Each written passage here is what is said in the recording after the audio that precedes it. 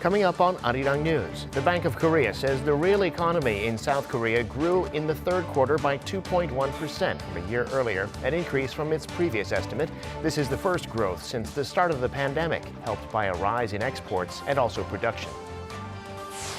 The U.S. drug maker Moderna will soon be applying for emergency use authorization for its coronavirus vaccine. Data from clinical trials suggest an efficacy rate of 100% against serious cases of COVID-19. And the latest single from the K-pop boy band BTS, Life Goes On, debuts at #1 on the Billboard Hot 100, a first for a song in the Korean language.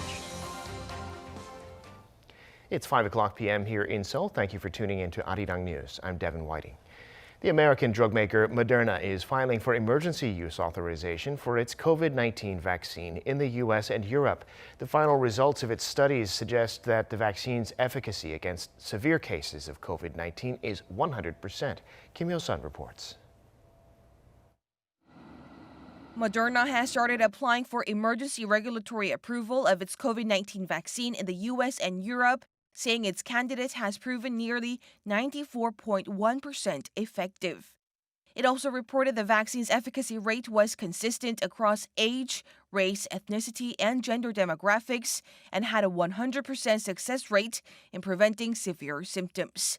The company explained Monday that it's filing for emergency use authorization from the U.S. Food and Drug Administration as well as conditional approval from the European Medicines Agency.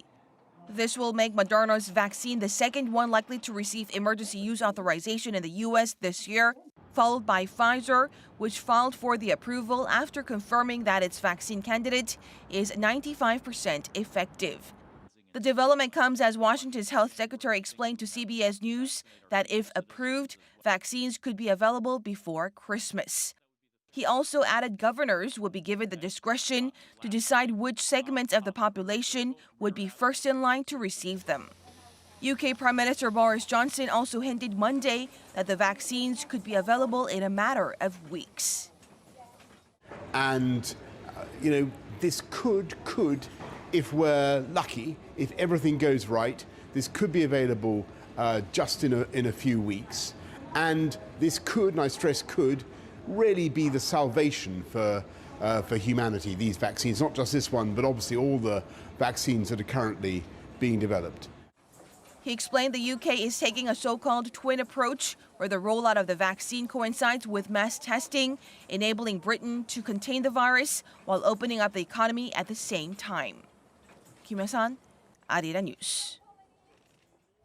South Korea and the United States have resumed their negotiations on defense cost sharing, which have been stalled for months. In a virtual meeting on Monday, Seoul's chief negotiator Jung Eun-bo and his American counterpart Donna Welton from the State Department agreed to work together closely to reach as soon as possible an agreement that is equitable and acceptable to both sides.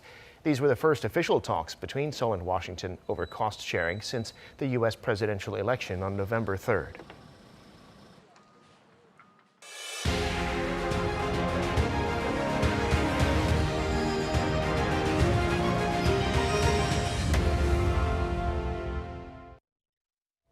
South Korea's real economy grew in the third quarter by more than previously estimated, up 2.1% from the quarter before. This is the first time it's grown since the start of the pandemic. Also, last month, exports were higher compared to a year earlier.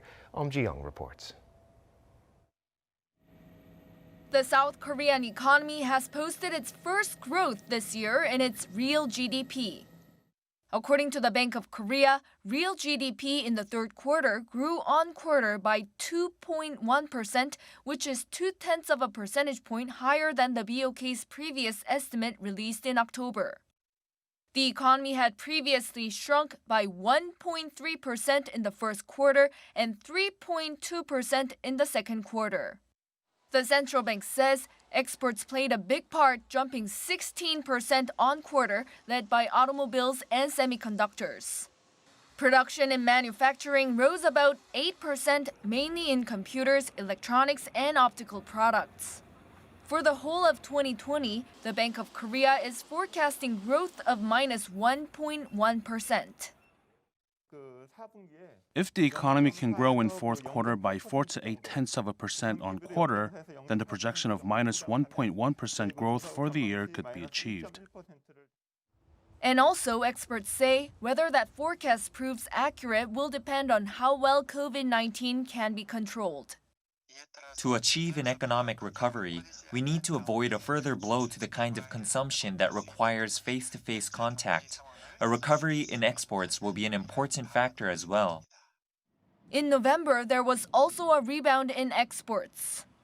According to the Trade Ministry, exports in November came to nearly $46 billion, an on-year increase of 4%. Among Korea's biggest exports, semiconductors were up 16.4% and displays were up 21.4%. 엄지영, Arirang News. President Moon Jaein says the South Korean economy is recovering at a quicker than expected pace, citing the recent uptick in economic data. In Tuesday's cabinet meeting, he said that the achievements in anti-virus measures were filtering through to the economy and that the government's economic responses, such as its bold fiscal policies and the Korean New Deal initiative, were bearing fruit. 각 부처는 이런 긍정적 흐름이 확실한 경제 반등으로 이어질 수 있도록 힘을 모아주기 바랍니다. 경기 반등의 추세를 얼마 남은 연말까지 이어나간다면 내년 상반기부터 우리 경제는 코로나의 충격을 회복하고 정상 궤도로 진입할 수 있으리라 기대합니다.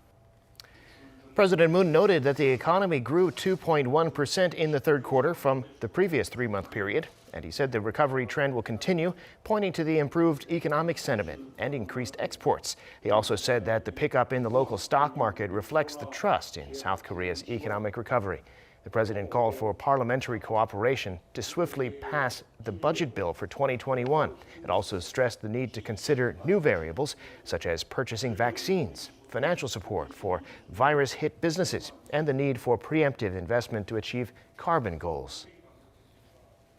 Time now for an in-depth look at the market news this afternoon, and for that, I'm joined on the line by Mr. Daniel Yu, Global Strategist at Yuanta Securities. Mr. Yu, good to have you back on. Good afternoon. The coronavirus vaccine by Moderna seems to be getting closer to emergency approval in the U.S., and so Moderna's stock was up 20% overnight. Overall for Wall Street, though, stocks retreated from their all-time highs. What's the story in the global markets? Yes, as you said, U.S. market contracted a little bit. If you look at the Dow Jones, it was down by about 0.9%. S&P 500 was down 0.46%. Nasdaq was down slightly by 0.06%. However, though, if you look at the small cap, which outperformed significantly in the past 1 month or so, contracted by almost 2%.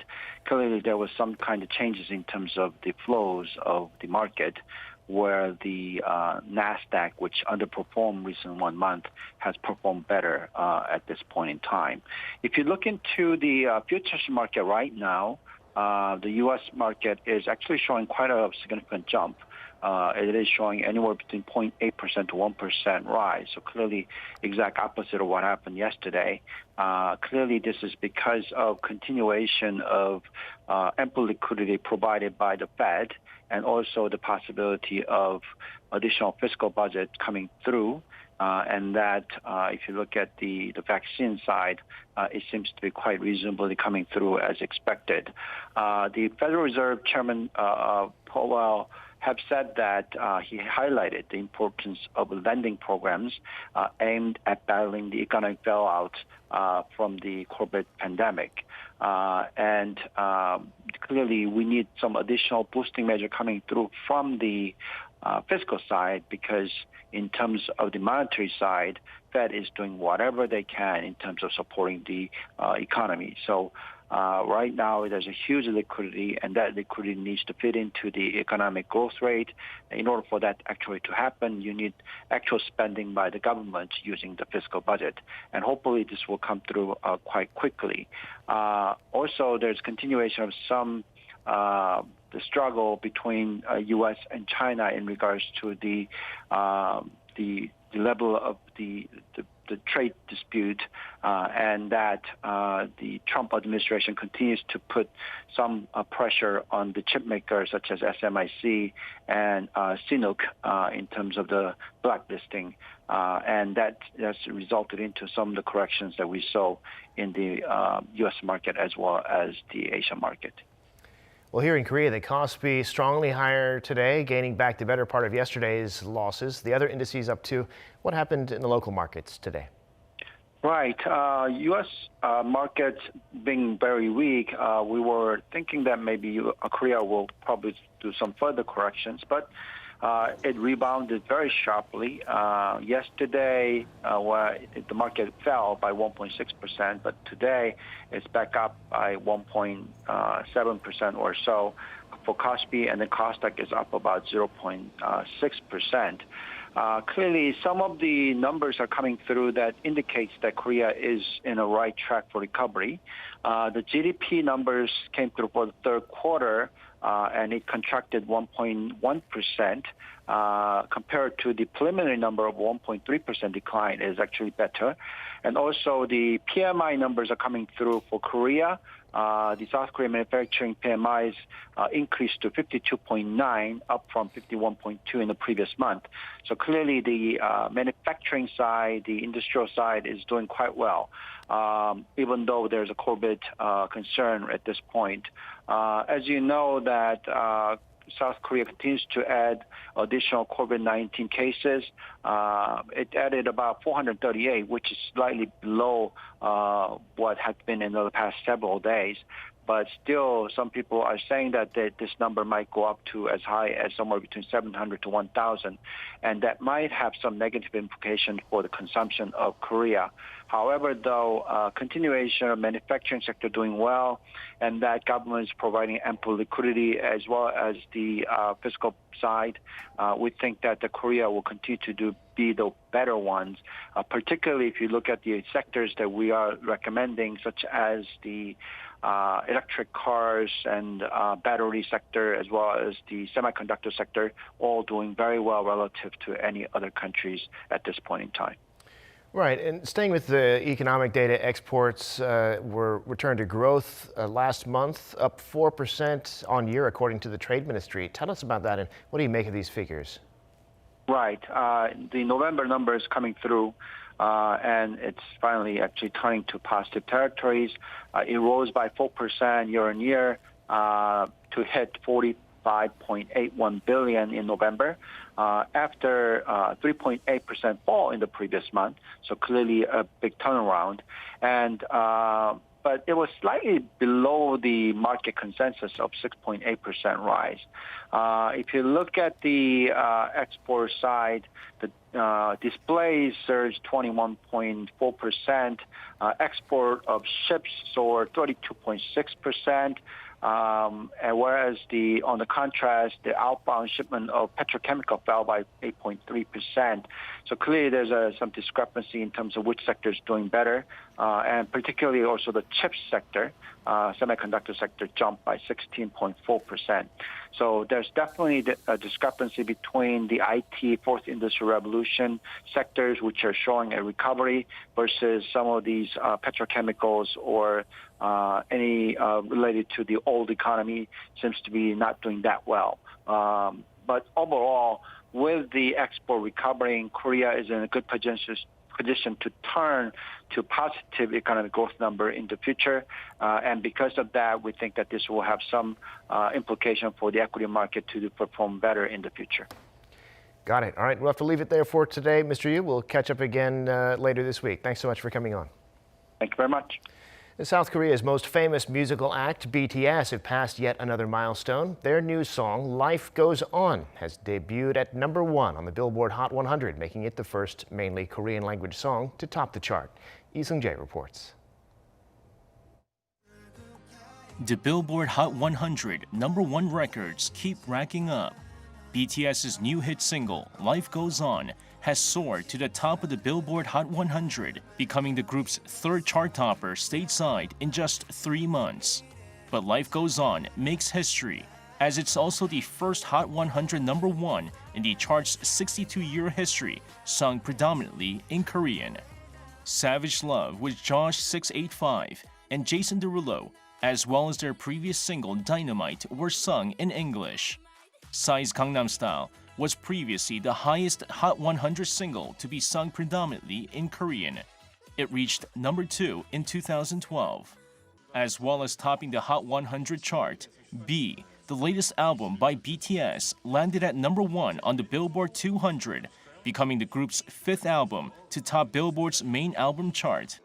After its release on November 20th, sales accounted for 242,000 equivalent album units in the span of just a week. 2020 is certainly a year to remember for BTS, as they also became the first South Korean group to be nominated in the Best Pop Duo Group Performance category for the upcoming Grammy Awards.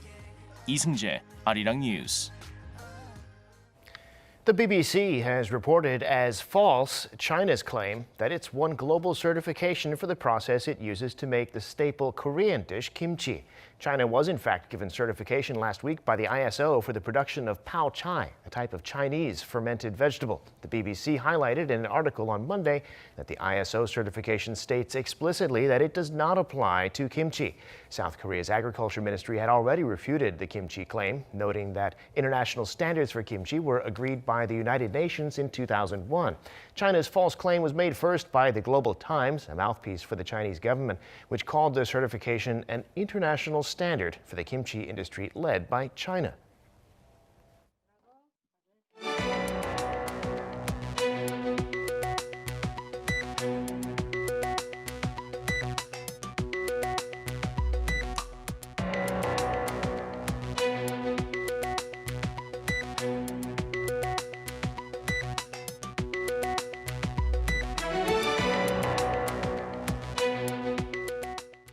And that does it for this newscast. Thank you for watching.